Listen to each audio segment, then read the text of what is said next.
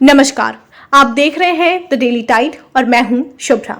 आइए जानते हैं कैसी है आलिया भट्ट और रणबीर कपूर की मूवी ब्रह्मास्त्र। निर्देशक अयान मुखर्जी ने 9 सालों की मेहनत के बाद रणबीर कपूर और आलिया भट्ट स्टारर अपनी फिल्म ब्रह्मास्त्र का निर्माण किया है।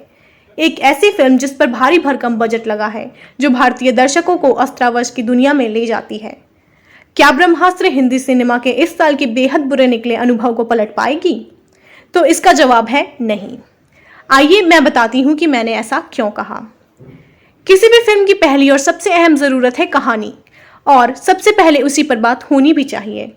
इस फिल्म की कहानी है शिवा यानी रणबीर कपूर की, जिसे सपने में कुछ बेहद अजीब चीज़ें दिखती है और वो हैरान हो जाता है। शिवा एक डीजे है और दशहरे पर हुए एक कॉन्सर्ट में उसे एक लड़की दिखती है, जिसे देखकर वो बस दीवाना सा हो जाता है। शिवा को आग जला नहीं सकती और यह बात उसे बचपन से पता होती है।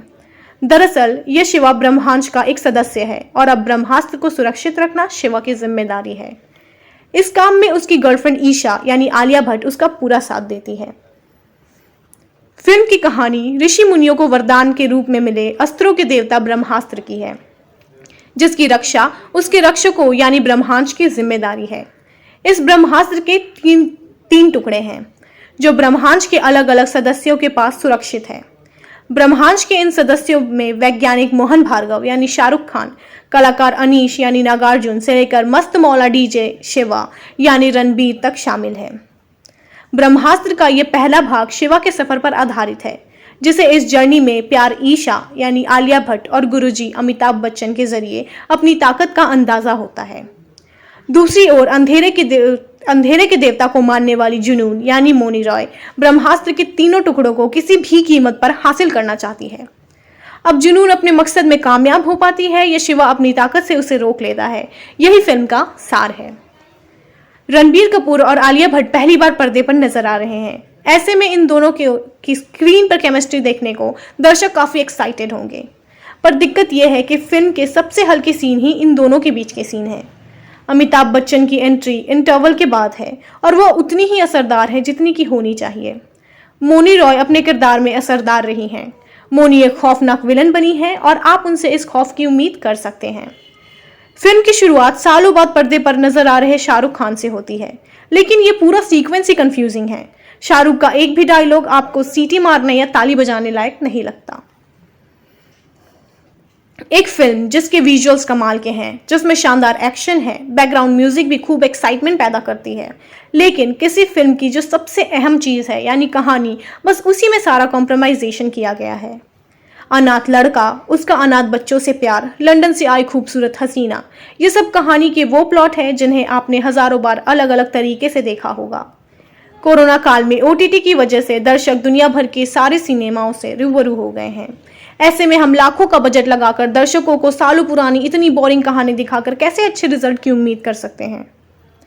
यह फिल्म 9 साल से बन रही है और निर्देशक अयान मुखर्जी ने कई बार इस बात का जिक्र किया है कि उन्होंने इस फिल्म पर काफी मेहनत की है, पर लगता है उनकी सारी मेहनत तकनीक पर निकली और कहानी को वो 9 साल में अपडेट करना ही भूल गए। फिल्म का हर सीन प्रेडिक्टेबल है, कहीं भी आपको एडवेंचर या थ्रिल महसूस नहीं होता। बस चारों तरफ आग ही आग, रंग बिरंगी रोशनी, बस गाने जो फिल्म के बिना सुनने में ही अच्छे लगते हैं, वह कहानी में हर बार रुकावट सी बनते नजर आते हैं। ब्रह्मास्त्र पार्ट 1 शिवा की कमजोर कड़ियां इसके संवाद के अलावा इसका संपादन भी है। फिल्म के शुरुआती हिस्से में रणबीर कपूर और उसके दोस्तों के बीच होने वाली बातचीत बहुत मुंबईया है। ऐसी हिंदी अब हिंदी भाषी दर्शकों को भी अच्छी नहीं लगती।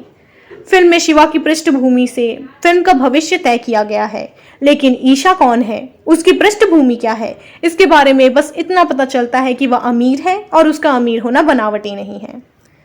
फिल्म का बैकग्राउंड स्कोर अच्छा है, लेकिन फिल्म का गीत संगीत फिल्म के कथ्य के हिसाब से काफी कमजोर है।